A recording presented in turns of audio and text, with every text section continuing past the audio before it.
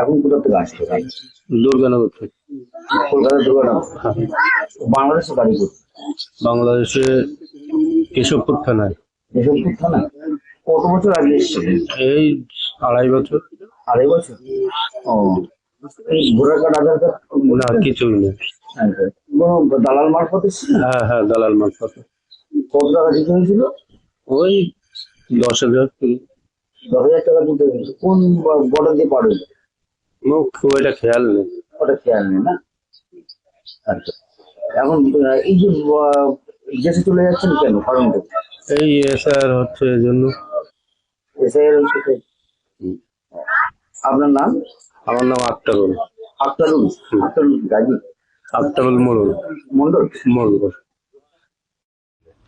মধ্যমগ্রাম থেকে। মধ্যমগ্রাম থেকে? বারাসাত মধ্যমগ্রাম।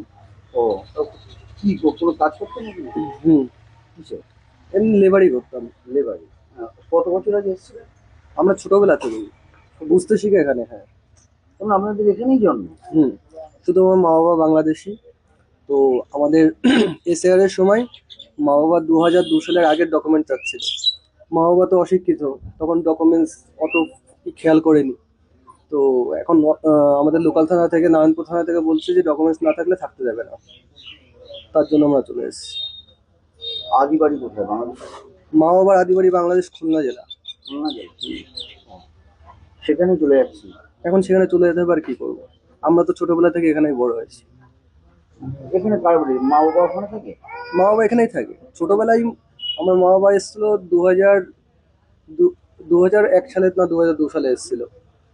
আমরা তো এখানেই বড়, এখানে লেখাপড়া করেছি, এখানে বড় হয়েছি, এখানে কাজকাম করছিলাম।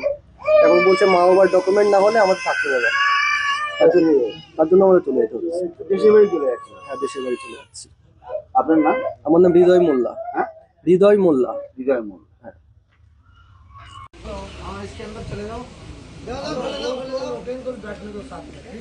Holding centre.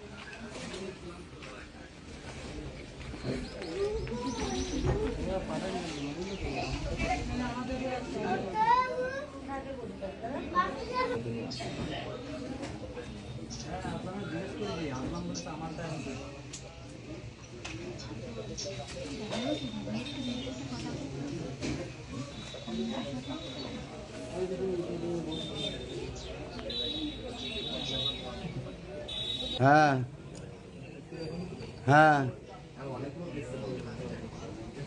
খুঁজে পাচ্ছি না, খুঁজছি, খুঁজে